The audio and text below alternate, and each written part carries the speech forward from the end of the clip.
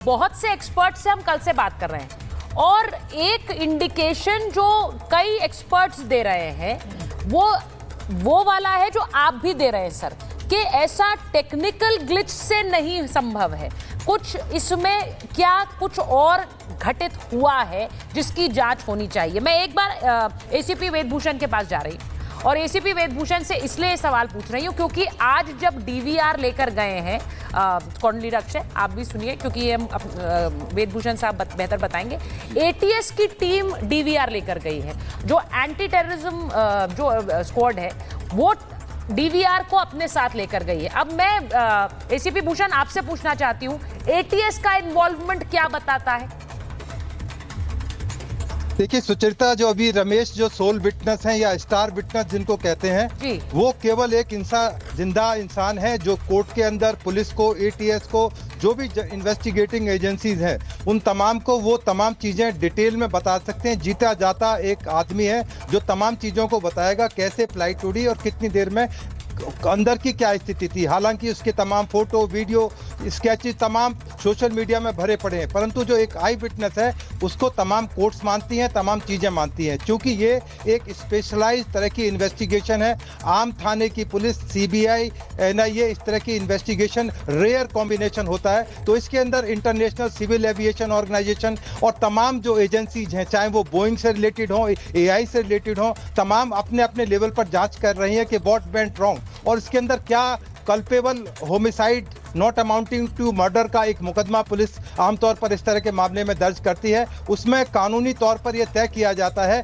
कि क्या ये मानवीय त्रुटि थी या कोई, जैसा आप बता रही थी, कोई मैकेनिकल या टेक्निकल ग्लिच था। वो तमाम जो इन्वेस्टिगेशन की चीज़ें हैं, जब तमाम अपनी अपनी reports, FSL reports, postmortem reports, mechanical reports, Boeing की अपनी रिपोर्ट्स, एआई की अपनी रिपोर्ट, तमाम जब रिपोर्ट्स आएंगी तो उसके बाद में इन्वेस्टिगेटिंग एजेंसी तय करेंगी कि क्या हुआ क्या नहीं एसीपी वेदभूषण, मैं आपसे डायरेक्टली पूछ रही हूँ। देखिए, जो लोगों ने इस हादसे को देखा है, इसकी तस्वीरें देखी हैं, वो स्तब्ध हैं, वो हैरान हैं, उन्हें समझ नहीं आ रहा है कि इस तरह का हादसा कैसे हो गया। आप लोग एविएशन एक्सपर्ट्स की भी अगर बात सुने सर, तो एविएशन एक्सपर्ट्स भी पहली नजर में इसे भाप नहीं पा रहे हैं, ये फैक्ट है। बहुत से एविएशन एक्सपर्ट्स कल से यही बात कह रहे हैं। मैं सीधा सवाल पूछ रही हूं सर कि कोई सैबोटाज की क्या कोई तस्वीर आपको नजर आती है?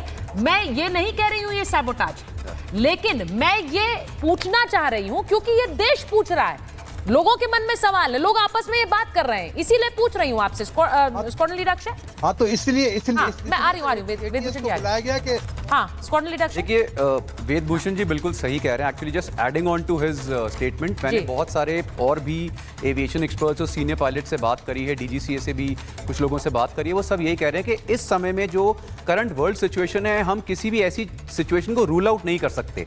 It can be a sort of जिसे हम सबोटाज कहेंगे, सॉफ्टवेयर में सबोटाज किया है। जिस तरह से देखिए, आप छोटे छोटे ड्रोन्स अगर हम और मेजर ड्रोन्स को आज की डेट में हम सबोटाज कर सकते हैं तो एयरक्राफ्ट कोई बड़ी चीज़ नहीं है। और स्पेशली इसको अगर हम ऑपरेशन सिंदूर के इमीडिएटली बाद के इंसिडेंट देखें और आज फिर जो थाईलैंड में बॉम्ब थ्रेट आया है, तो ये सारी चीज़ें मिला के देखें, हम रूल आउट नहीं कर सकते। लेकिन बीइंग इन एविएशन हम इस चीज़ को डायरेक्टली कभी ऐसे एक्सेप्ट नहीं करते हैं जब तक सारी चीज़ें सामने नहीं आती।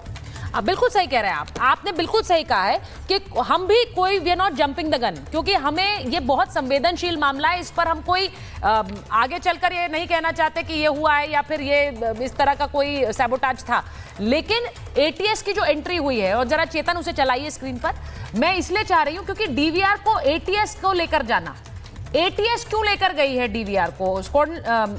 विंग कमांडर साहब, डीवीआर जी मैं यही बोलना चाह रहा हूं, इन्वेस्टिगेशन में शामिल है, वो एक पैरेलल इन्वेस्टिगेशन कर रही है। जी सर, आपने बिल्कुल सही प्रश्न किया है। एटीएस को आकर के इसको जब्त करना और उसको अपने कस्टडी में लेना इस बात की तरफ इशारा करता है कि इन्वेस्टिगेटिंग एजेंसीज और हमारी भारत सरकार टेररिज्म एंगल को भी काफी सीरियसली देख रही है। इस पर भी विचार कर रही है। जी हाँ, बिल्कुल सही आपका आकलन है और बिल्कुल सही आकलन है। और आज सुबह में जो फुकट से एयर इंडिया की फ्लाइट एयरबोर्न हुई थी, उसको भी बम का थ्रेट मिला और वो कैसे लैंड किया सबको मालूम है, अब मीडिया में आ चुका है। प्लस ऑपरेशन सिंदूर अभी हाल ही में हुआ है। प्लस जो जिस तरह की घटना हुई है, इसमें या तो सीरियस माल फंक्शन या तो कहीं टेक्निकल टीआरएस के समय में कोई सबोटाज तो नहीं किया गया, फ्यूल सप्लाई रुक गई, जिससे इलेक्ट्रिकल पैनल खराब हो गया। क्योंकि बम्बार्डियर एक काफी रिलायबल जहाज है, सभी कोई जानता है कि अभी तक कितने लाख इसकी सॉटी हो चुकी है, एक भी क्रैश नहीं हुआ है अभी तक। तो और वो भी डबल इंजन फेलियर एक साथ में, ये थोड़े शक की गुंजाइश इसमें है। और इस तरह की बड़ी दुर्घटना में लाजिम है कि जो एटीएस टीम है और टेररिस्ट एंगल, उसको भी हम खंगालेंगे। जी हाँ, आपने सही बात कही है कि एक टेररिज्म एंगल को भी खंगाला जाएगा, क्योंकि जिस तरह से इस पूरी दुर्घटना को सामने हमने देखा, मैंने उससे जुड़े हुए कई सवाल उठाए। 2 इंजन दोनों का एक साथ फेल हो जाना, एक अनुभवी पायलट को इसके टेक्निकल कोई ग्लिच के बारे में कोई एहसास ना होना। और मैं स्क्वाड्रन लीडर अक्षय आपसे ये जरूर पूछूंगी, जिस वक्त एक इंटरनेशनल फ्लाइट के लिए उड़ान वो भर रहे हैं, तो सारे मानक जिनसे कोई हादसा हो सकता है, क्या वो चेक किए जा सकते हैं, या फिर ऐसे कई मानक हो सकते हैं जो उसी समय ऐसे रिएक्ट करें कि इतनी बड़ी दुर्घटना हो? देखिए, जब भी कोई एयरक्राफ्ट टेक ऑफ करता है, इररिस्पेक्टिव कोई भी एविएशन एयरक्राफ्ट अगर टेक ऑफ करेगा, उसकी ग्राउंड सर्विसिंग होती ही होती है। और जब हम सिविल एविएशन की बात करते हैं, जहाँ पे बहुत बड़ा रिस्क इन्वॉल्व है पैसेंजर्स को लेके, हर एयरक्राफ्ट टाइमिंग के हिसाब से, कहीं की टर्न अराउंड सर्विस होती है, कहीं अगर लंबा हॉल्ट लेते हैं उस हिसाब से लंबी सर्विस है। लेकिन अगर ग्राउंड पे एयरक्राफ्ट आया है तो proper certified engineers, flight engineers उसका टेस्ट करते ही करते हैं। और एक और चीज़ जो बहुत ज़्यादा इंपॉर्टेंट है और जो सारे हैरान हैं, इररिस्पेक्टिव कि ये देखिए एक्सीडेंट हुआ है, हम सब जानते हैं, बहुत मेजर है, बहुत फेटल हुआ है। लेकिन सबसे इंपॉर्टेंट चीज़ है कि अगर हम जिस जहाज़ की हम बात कर रहे हैं ना, 787 dream liner, it is like Rolls Royce of cars. इस अमेजिंग एयरक्राफ्ट पे जहां पे 3 बैकअप सिस्टम्स हैं, नेक्स्ट जनरेशन इंजन्स लगे हैं, ये एक इंजन अपने में इतनी पावर जनरेट करता है कि ये पूरे लोड के साथ सिंगल इंजन पूरे अटलांटिक क्रॉस कर सकता है। इतने जबरदस्त इंजन हैं, मल्टीपल बैकअप सिस्टम्स हैं। तो बहुत मुश्किल है ये समझना कि ऐसा क्या हुआ कि टेक ऑफ के बाद, क्योंकि रनवे पे ना तो रनवे में उन्होंने रिजेक्ट किया टेक ऑफ को, एयरक्राफ्ट रोल कर रहा था, टेक ऑफ हुआ, लेकिन विद इन 200-300 फीट ही सीधा मेडे का कॉल आया।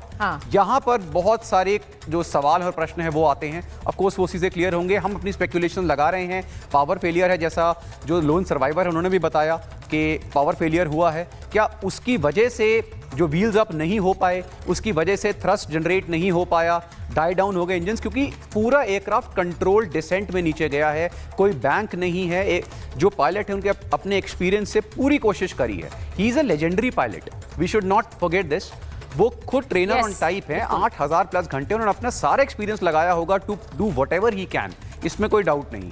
इसीलिए हम सारे जो विजिबल चीज़ें हैं उससे स्पेकुलेशंस ले रहे हैं जितना पास आ सकते हैं, लेकिन again black box is the answer.